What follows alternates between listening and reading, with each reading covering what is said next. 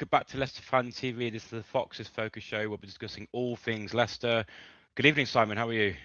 Good evening. I'm all right. I've just about got over the midweek game, kind of.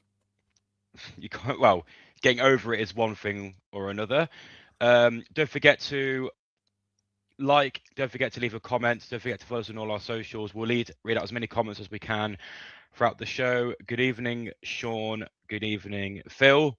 So we have got a special guest tonight. His name's Sam. He's from a Oxford United fan channel. So we'll bring him on in just a minute. We're just going to get things off our chest because we've been holding it in since for 2 days, me and Simon. We haven't had a chance to express how we've been feeling. So once we've done that, we'll be a bit more zen when we bring in our guest. So first of all, I think we're absolutely dreadful. I think we are relegation form. We are in every statistic, we are relegation form. And if the point deduction comes, which it will, we will be in a relegation battle, especially against the team we're going to play against at the weekend. Yeah, I mean, I struck. If I'm honest, I'm going to be completely honest. I sat down with an open mind in the week. After, I mean, whilst it was better in the first half than the second, it wasn't great in the first half either. I was struggling to concentrate on it after a while, if I'm honest. It was so dire. And I think it was a reflection of that for me, Jono, when Vestergaard scored that equaliser late on, that the players didn't really celebrate that goal.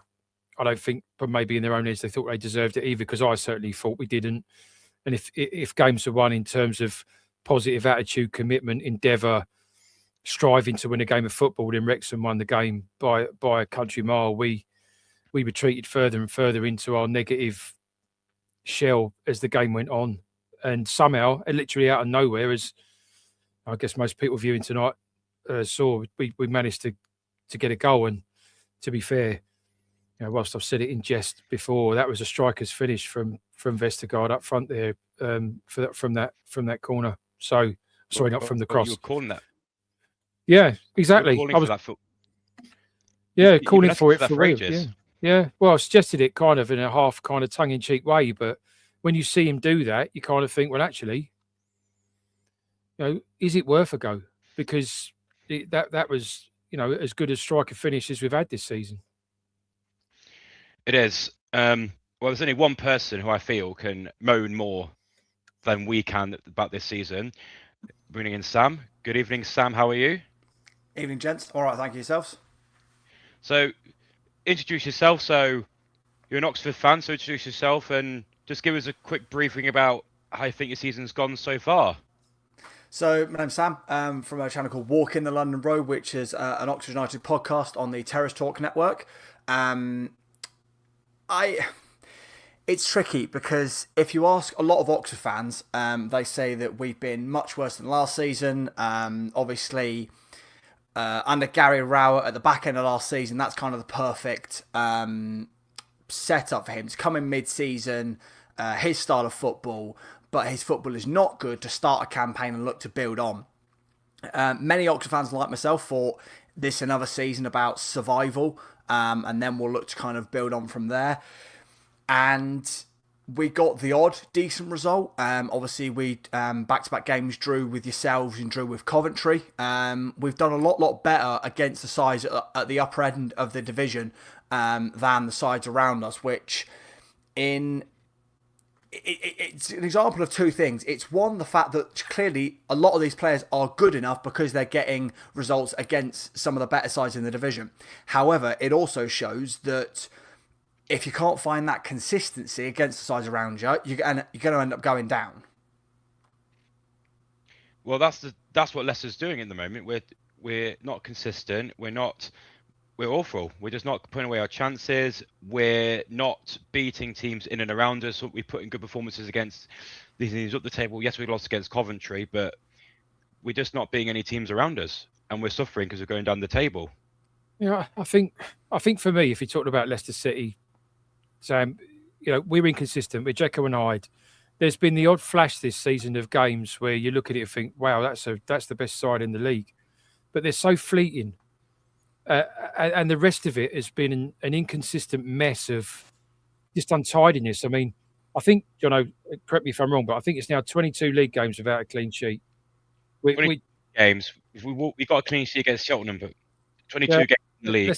Let's take that out. No disrespect to Yeah. Cheltenham, they're a League Two side. So I'm talking about league games against competitive opposition. It's 22 games now without a clean sheet.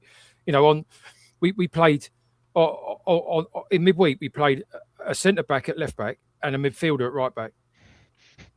And you're looking at it thinking, well, I know. I mean, obviously, again, Luke Thomas fell on his backside for that commentary winner at the weekend, and there's been he's had a lot of stick off the fans really around social media and the forums this season. He has regressed, in my opinion. He should be coming into the mature part of his career now. He's mid-20s. He should be hitting his peak, but actually, he's gone backwards since that FA Cup win that he played in and all the rest of it. He has gone backwards for me.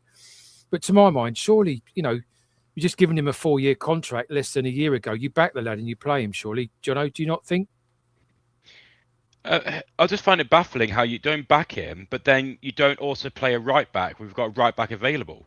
Ricardo Pereira was available to play at right back. But you play Hunter Chowdhury as a right back, and then when Jordan James gets injured, you put him as a right back anyway. So why couldn't you start the game as a right back and play Hunter Chowdhury in the midfield to start with?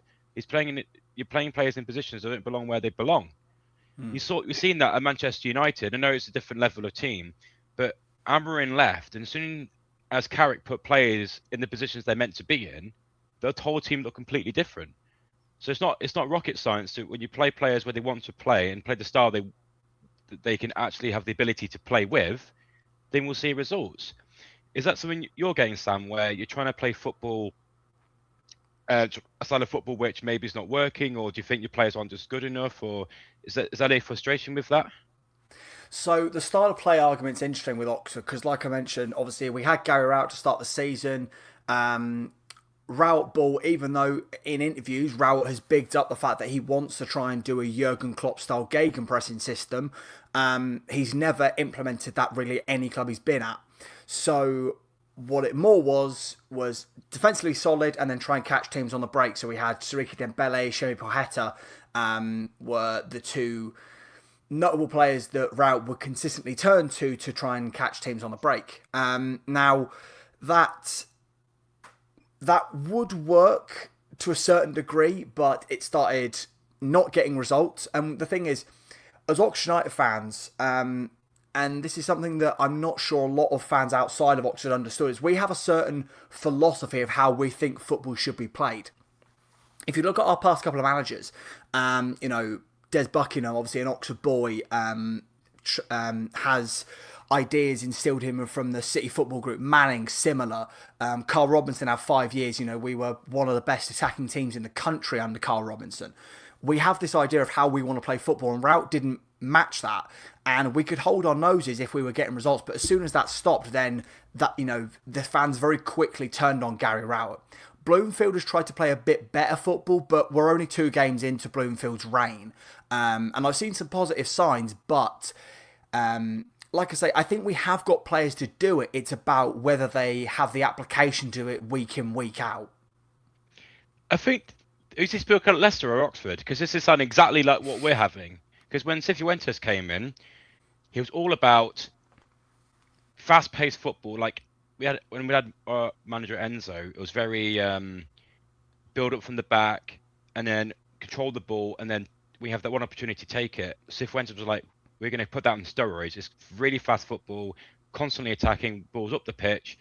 We did that all through pre-season with him. Everyone was really excited. And then slowly but surely, we converted back to the football all the Leicester fans hate, which is what we weren't promised, which was boring, passive background the football, which has led to them one of the most goals conceded in the league. It's awful, isn't it? It's bad. I mean, just on that subject, and just going back to what I was saying before, was that centre back playing at left back in the week was Ben Nelson, and obviously, Sam, he played for you last season on loan. I'd like to get your thoughts on Ben Nelson. That'd be interesting to hear, mate. Oh, we fell in love with him. I was absolutely the well-worn phrase, "Don't fall in love with loan players." past couple of seasons, we've done that time and time and time again. This year it's Will Lancashire. Last season it was Ben Nelson. I thought with Ben Nelson, obviously, partway through his spell, he had a pretty bad injury, which meant he couldn't play for a couple of weeks. But in his first few appearances, instantly, my thought was, this is a lad that can minimum play in the Premier League, maybe even be an England international. Because obviously, we got him from yourselves on loan when he was 20 years old. And he was playing next to, actually, another former Leicester man, Elliot Moore. And the difference was so stark because Elliot Moore is taller than Ben Nelson, but the thing that he really lacked, especially at the championship level, was pace on the ball and ability to play out. Ben Nelson's got that in spades. His defensive awareness for someone in his early 20s is fantastic. He's got that turn of pace. He's two-footed.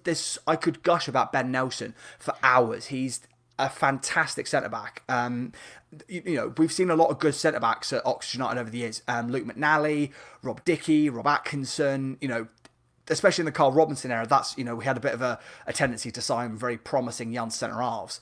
Ben Nelson is just, the latest on that production line. I absolutely fell in love with the lad. And I was gutted that he kind of wasn't getting enough game time until obviously recently when he's been thrown into things.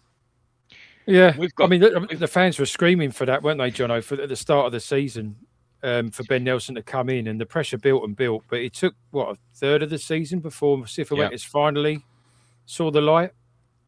Well, in that first third of the season, it was playing Wout Faes and Vestergaard, and it's obvious now that Faes didn't even want to be here. So we're playing a defensive line where one of the players didn't give a crap about how he played. He just wanted to get out of here.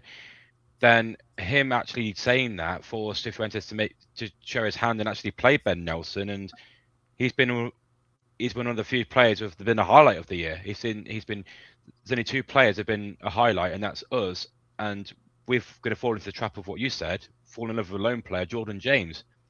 I think he's one of the best midfielders in the league. I think he's absolutely brilliant. His attacking play, his shooting for a attacking midfielder is phenomenal. His passing is brilliant. And I just don't want to lose him because I just don't want to fall in love with a lone player we lose. But going with signings, someone has mentioned that you signed a new striker today. Where's the comment? There we go. That's it. So any news on that new striker, apparently? I'm not aware of any signings we've made today. That's a false comment then. Yes, we've been in the transfer market quite a lot in the first couple of weeks of the campaign, of the window, I should say, because obviously we needed quite a lot. We most recently brought in Jongjin Woo from South Korea. He's a lad who had a breakout season this year in that league, helping his side win the double. We signed Jamie McDonnell from Mansfield, was on loan at Mansfield, was owned by Nottingham Forest, who, in his first half an hour he had on Tuesday night looked very, very good. Bit of a destroyer in the midfield, whereas we've got a lot of ball-playing midfielders, and you need that player that kind of break up opposition attacks. Yunus Konak, a youngster from Brentford, I'll say he's 20 years old and he's very eager. Got booked within, I think, the first 20 minutes of his Oxford United debut. And I'm trying to remember the other two that we've signed. They've Miles Harris from Brentford. We brought in, and Jamie Donnelly from Spurs. Donnelly, unfortunately, did his shoulder and got a concussion in the FA Cup game against MK Dons. And Miles Harris, he's looked okay. He's got a good work rate, but we've played him to the extent in the last two games because at the minute we're lacking a bit out wide because obviously John and Woo only signed on Tuesday. That he's kind of lost the legs a little bit in the latter stages of games. I mean, that's interesting for me because you've just changed your manager, haven't you, Sam? So who signed those players? The previous manager, Rowett, or the new one? So it's a mix. The Konak deal. So we've got I think the official title is head of football operations, but Ed Waldron is basically the sporting director, and Bloomfield has come in with the title of head coach. So while he will consult on transfer matters, it's very much that there's a specific recruitment structure that will look to bring players in. Rowett did have a hand in some transfers, but I think because basically what's happened is obviously we've also in 2022 we had a change of ownership. So. And our ownership is they've got a lot of experience with Inter and with DC United. In Inter, that's a super club. A lot of history, all that kind of stuff. Bit of a basket case, though. So they're still learning to a certain extent. Carl Robinson had a lot of say in the transfers when he was Oxford manager. And I think they've wanted to get away from that because... as I'm sure you've seen yourselves, when you've got a manager that's there for a stretch and builds a team and then results go poorly, they get sacked. You're then sat there going, well, we've got all these players that don't necessarily fit into the new manager style of play. They're all on significant wages. And then, you've got yourself a bit of a problem. I mean, our players, we've had our players, well, this group of players like Sumare, Daka, Wout Faes has just gone on loan, but those group of players who got us relegated in 2023, I'm saying 2022, can't remember where you got relegated. Was it 22? No, it was 23. Yeah, 23. 23. We've had that same group of players since 2023, and we've had multitudes of managers who have different playing styles with all the same players, but it's frustrating when you can't bring in new players because you've got to kind of stick with that same system, which you hate because those players are known to that system. And it worked under Enzo because he tapped into that style of football when he actually got the best out of the players. But every other manager since has been not getting the best out of them. Like Winks, for example, thrown his toys out the pram because as soon as Enzo left, he didn't want to play another style of football, and then he's now he's not playing. He's on 80 grand a week. It's ridiculous. Well, that's multifaceted. I mean, number one, Maresca was allowed to sign a few players, which, okay, Steve Cooper was allowed to sign a few players. Let's be honest, he spent 20-something million quid on Oliver Skip, amongst others. So there has been some investment, but of late, we're obviously, we got PSR trouble. We've overspent historically. We're carrying a Premier League wage bill in the Championship, which is problematic. And ultimately, at the minute, I mean, we've got this guy sat around in Sweden. I don't know if you're keeping track of this story, Jono, but we've got this striker, Dembele or whatever, sat around in Sweden that apparently we've agreed a £1.8 million transfer fee for, which is, let's be honest, it's a fiver in football terms, 1.8 million. And was it 10 days now? It's been sat there and it's just going stale.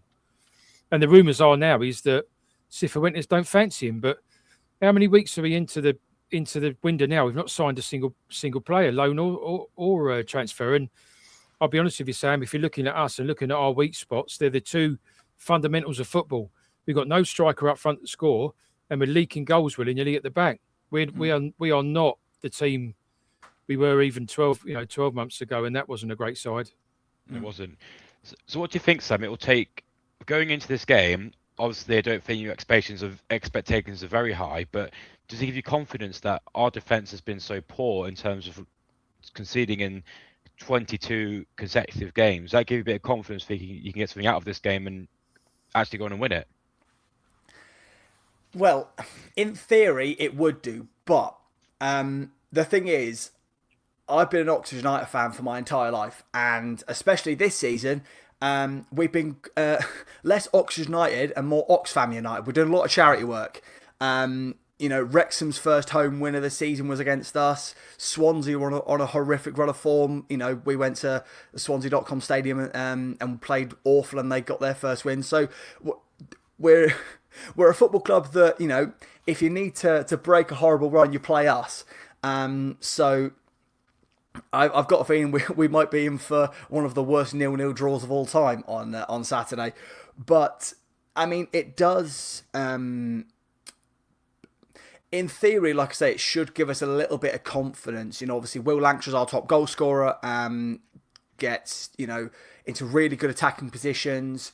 He does struggle up against experienced strikers. He's been shut out the last couple of games by, veteran centre-halves in the Championship. So that might be, to cut that supply line off. But like I say, we've got new bodies in the building. Not sure if Jong Jin-woo's going to be involved on Saturday, but he's pure pace. He's a bit of creator and a goal scorer. So whether his addition will give us a bit of a new threat, we'll have to wait and see. I mean, I've watched a couple of your games this season, and I think the problem I'm in is not being, struggled really to get out of the idea of my head of, the Leicester that, if you look 10 years ago, you guys were winning the Premier League. What was it, 3? You were winning the FA Cup.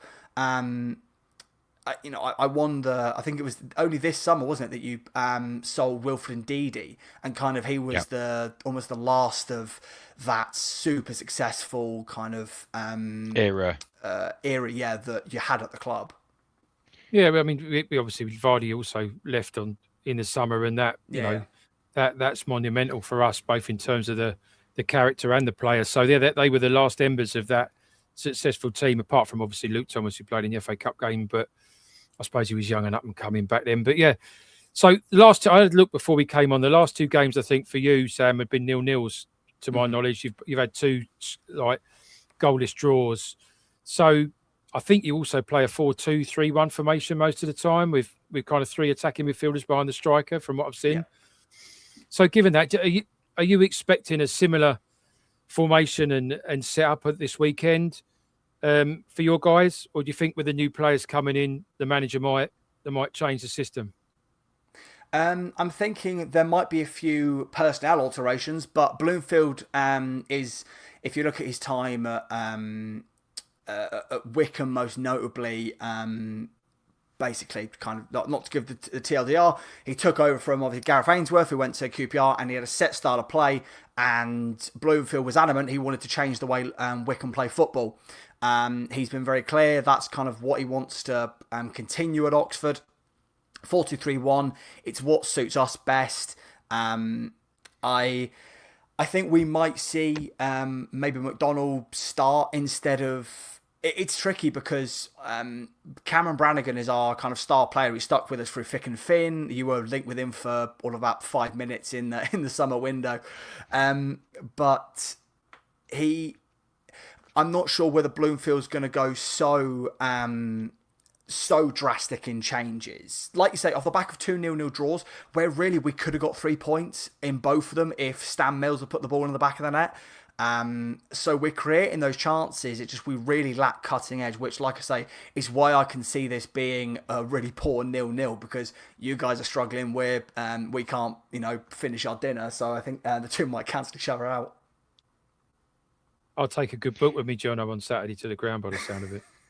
Yeah, it's just going to be, you'll defend well, we can't score, but yeah, it's just going to be a ball fest. I mean, we don't want to sign anyone, but is this now a good opportunity we need competition, we need some fresh, instead of getting a signing, why not put on Jake Evans? Surely this is his moment to surely have a go, because Daka's, I wouldn't trust him to do anything. I don't want his awful. So would you surely put Jake Evans in the team now? I mean, we're going through the dying embers of the game in midweek. Obviously, keeping an eye on my Leicester WhatsApp groups, and he's kind of reading what other people are saying and thinking. I'm sure most football fans do that if they're not at a game these days. And there was lots of people kind of screaming, "Get Ayew off! Get Ayew off!" And the point I made in the chat was, "Well, who are you bringing on for Ayew?" Yeah. Because if you're taking him off, and I get that he's not a proper striker and he doesn't lead the line, he sits too deep. He's obviously now also at an age where he can't get up and back. He's not as mobile as he was. A lot. I see a lot of comments about Ayew. People say he's limping. He's not limping. He's just being economic with his foot movement to try and expel as little energy as he can, because he's blowing after 40 minutes because he's running out of puff. He's getting old. Yeah. But who are we bringing on? That's the problem. Fine, fetch Ayew off. Who's coming on? Now it's clear, Jono, that the manager doesn't fancy Jake Evans, because the fans have been calling for that for all season. Let's be honest. Give this kid a chance. We've got nothing up front. get this kid in from the youth team, and he's not even had a kick in that Cheltenham FA Cup game when we were winning it 2-0, and rather than bringing Jake Evans on, he brought on Ayew, who's had too much football already this season. So that was a Cifuentes gaff for me. He could have done himself a PR favour with the fans by bringing Jake Evans on there where the game was already dead. It's not going to happen, Jono, because it's clear this manager has had umpteen opportunities to blood that kid and he's just not done it. So he can't fancy him, mate, whether we want it or not. So we are going to literally have a boring 0-0 draw. But the positive is we're going to get a clean sheet. So, well, if we get that, I'll take that at the minute. We are so dire. I will take 0-0 just to stop that non-clean sheet run. Yeah, just to put an end to it. So can I ask a very quick question about your guys' season? Obviously, looking at obviously we were involved in a scrap with Luton last season. Obviously, they ended up going down, and obviously, I won't say be too alarmist because we're very poor. Portsmouth are quite poor. Blackburn have slipped down into the relegation zone, and obviously Sheffield Wednesday have already gone. Are you guys looking at what happened to Luton last season? The fact they had a squad that they thought we should have, they should have been around the playoffs, and are the alarm bells starting to get a bit louder? And kind of, if we're not careful, we could sleepwalk ourselves into a proper relegation battle. We are in a relegation battle. If you look, we've not just got problems on the pitch. We've got big problems off the pitch. Mm-hmm. We've got, as Simon mentioned earlier, we've got PSR problems. We've got potential 9-point deduction looming. There's rumours that even this season we've already breached FFP. Last season we broke FFP. Maybe this season. So unlike Luton, where they've just had a massive dip in players and they've just gone down, but the club's still together. We've got problems on both sides. So we could sleep into not only a footballing disaster but a financial disaster, which could be devastating to the club and everything. So I think we're in a worse position than Luton at this point than they were last season. I'd agree with that, Sam. I think the peril for Leicester City is far greater at what could happen than Luton. I mean, Luton had kind of risen through the leagues. They had a lot of loan players during that time that they didn't have on their books. We played a high-stakes game of going for a cement in a top 6 place in the Premier League under Brendan Rodgers. We allowed him to spend money on ready-made players, which we'd never done before. We'd always looked for diamonds in the rough and developed them and then sold them for profit and then used that money to reinvest in the squad. We allowed him to change that philosophy. You could argue, if you're getting a bit deeper into it, that changes when, God rest him, the owner dies and the son takes over, and he allows the manager a little, and John Rudkin, the director of football, a little bit more autonomy on how they run the club, and then they start going for these big players. And largely, most of those big players, Sam, didn't work out. When Jono's alluding to Patson Daka and Bouba Samara, we spent, I think we had a net spend even with selling Fofana, because Vestergaard came in that summer as well, for 50 million quid. And the likes of Daka and Samara have been on 75 grand a week ever since. Yeah. So you're carrying these huge wages on the back of 30 plus million transfers that aren't delivering. Yeah. And of course, then no one wants them. So you're carrying it, and then you end up carrying it in the Championship as well for 2 out of the last 3 seasons. And financially, you're breaching PSR, and whether the owner's got billions in the bank or not doesn't matter, because the rules are the rules, and the rules are all related to how much revenue you generate as a club. And there are actual rules written in there when you get under the skin of it, that the owner can only bail a club out to a certain percentage every year. He can't keep underwriting the debt and writing it off. That's not allowed. That's a breach as well. So he can't keep writing checks out. So we're now living on loans. We just done another loan based on next year's parachute payment. So we're living on next year's money now already.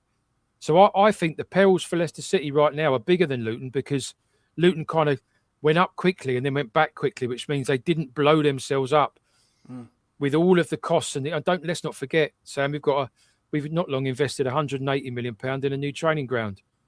So there's a lot of financial kind of blocks of concrete round our neck, for want of a better way of putting it, that if this does come to the worst and we end up with a points deduction and that throws us into a relegation battle, we're so hit and miss at the minute. That could mean us going down, and that.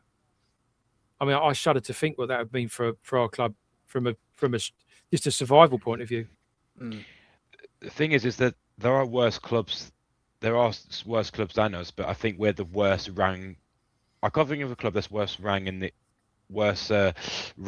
English Premier than us. I can't think of an.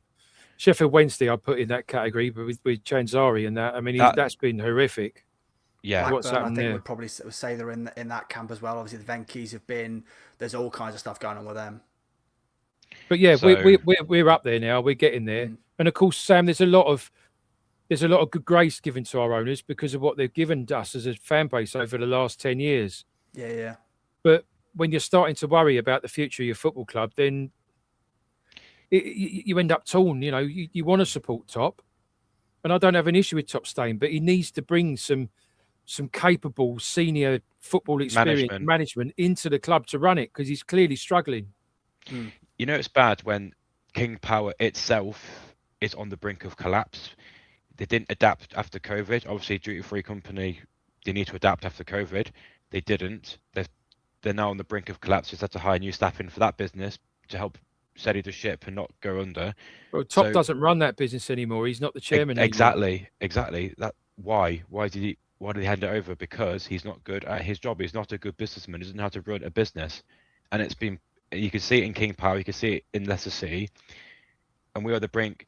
Now, I hate to think we're going to go into administration, but if we get relegated, which is very, very likely at this rate, that's on the cards. I think it's plausible. I don't think it's likely. I think it's plausible, depending. And of course, the other thing here, Sam, that's looming over us as fans, players, manager, everybody, is this damn points deduction that's been rolling on now for all 2 season. years. Yeah. And no one knows what it's going to be. You know, I've completely forgotten you guys had that. And whilst the manager and the players keep saying, "Well, we're not thinking about that," of course you are. How can you not? You could work your nuts off and get yourself into the top 6 and have all of that taken away in one foul swoop. Of course, it's got to be in the back of your mind. You've got to be thinking, what's this going to do to us this season? Are we wasting our time? It's got to be. Because am I right that you guys kind of, because obviously the PSR stuff, I remember during the summer kind of sitting back going, Leicester aren't doing very much. You left quite a lot of your business quite late in the window, didn't you? And it was loan. It was all loan business as well, Sam. We didn't, we didn't really, and there's no money. We offloaded a lot of wages in the summer, a lot, because we are bloated in terms of our wage bill is horrendous, and we had to offload a lot. And the only business we did was loans, just to try and flesh that out after we let a lot of people go out the door. I mean, as Jono alluded to, Harry Winks is somewhere. I don't know where because he's not playing for the club. And he hasn't been since Cifuentes sent him packing. And let's not forget that Ruud van Nistelrooy sent him packing last season for his attitude as well. But that lad's taking 90 grand a week out of the club and he's not even playing. Sam, I'm going to give you our top 10 earners, right? Go on. And I'm going to let you know if we're a Premier League club or Championship club. Harry Winks, 90 grand. Sumare, 80 grand. Ricardo Pereira, 80 grand. Patson Daka, 75. Vestergaard, 60. Oliver Skip, 50. Chowdhury, 50. Suter, 40, who I haven't seen him play for 2 years. Bobby Reid, 35. Luke Thomas, 30. Ayew, 30. We're a bottom Championship club and we've got wages like that. That is what I don't know what clever clubs is doing the deals in this club, but that is horrific business. I mean, did we pay the price for Trophy Glory? Did we pursue Trophy Glory? And is this the result of that? Probably. But anyway, we can also talk about how bad our financial status is, but we'll almost end it there. So going into is it Saturday or Sunday? I can't remember. Saturday, 3 o'clock, Jono. Oh, thank God for 3 p.m, not 12. What's your score prediction and how would you like your team to set up to have a chance? Well, I think you will beat us. I honestly don't care. I looked at my phone against Wrexham. I laughed when we equalised. I was like, he's staying another week. So what do you think it will take for you to beat us, and what do you think the score will be? So, as I mentioned, I think it'll be a 0-0 because I just think we can't finish our dinner, and obviously you guys are struggling as well. I think that feels like the most likely outcome. Obviously, I'd love to win. We haven't. I'm trying to think.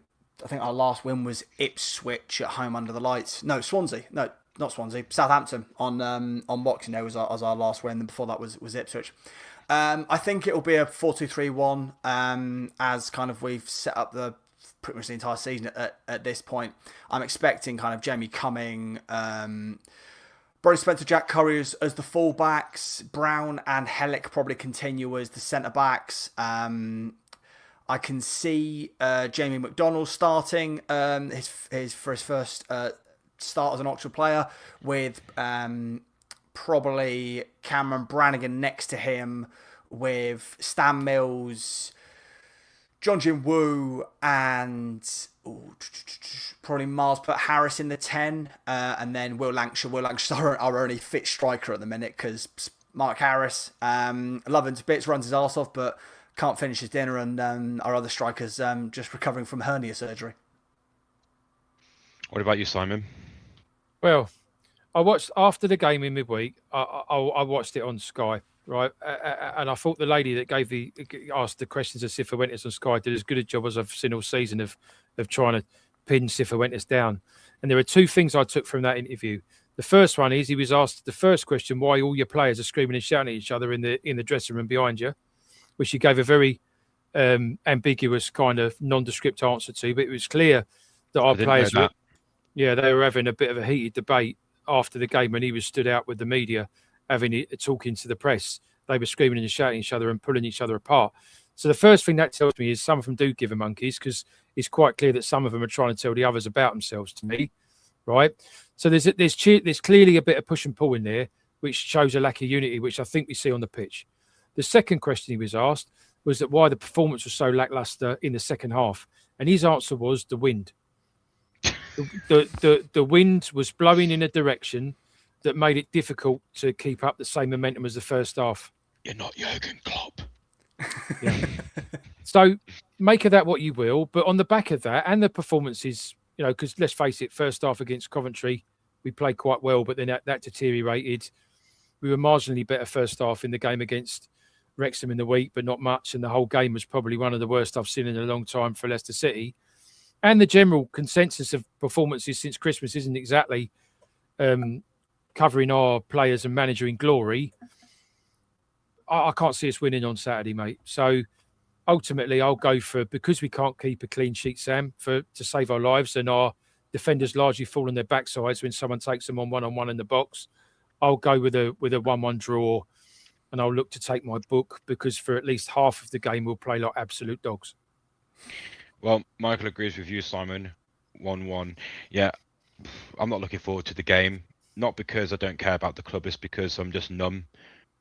When we got relegated 4 years ago, or 3 years ago, whatever it was, for the first time, I was distraught. I was heartbroken.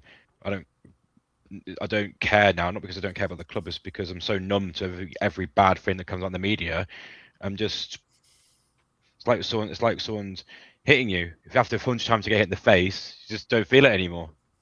So I'm just beyond caring. I'm just waiting to wake up from this coma of this awful pit that we put ourselves into.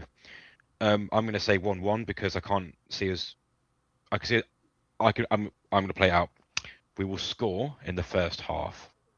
Then the second half, the pitch is this wide, the pitch is that big. We'll be playing this about that's out of our box. And then in the 80th minute, you'll equalise, and then we'll go, that happened. And someone will look up from his book and goes, yep. And then look back at his book. That is what will happen, because it's so predictable. I'll take a 1-1 as long as your goal isn't from Ben Nelson, because I think I'll cry. No. He'll probably be playing in goal. He was playing left back in the week, so he's probably in goal on Saturday. And that's something else to bring up here that we've not brought up. And I know you're a bit of a Stolarczyk fan, Jono, but he's been full of mistakes these last few games, mate. I want to bring in Begovic. Yeah. Yeah. I mean, he's a trier, Stolarczyk. Don't get me wrong, and he's a youth product of the club, but he's serving the ball up with some of these saves now to the opposition. He needs to sort himself out a little bit. That goal against Coventry on Saturday, he come flapping for the cross and he missed it, and it goes behind him. Then you've got him patting the ball to the Wrexham striker in the week, and he just smashes it in. You know, he looks like a lad now who's starting to lose some confidence to me, and maybe it's time that Cifuentes took him out the firing line, like you say, and put someone more experienced in there. Yeah, and we're going to end on the most positive comment I've seen for weeks. There we go. If that happens, it's a clean sheet, Jono. Come on. If we win, I have a clean sheet. I'll neck a bottle of beer on the next show. I'll hold you to that. In one go. Yeah, have we got you on that? Right. I'll straw Peter it.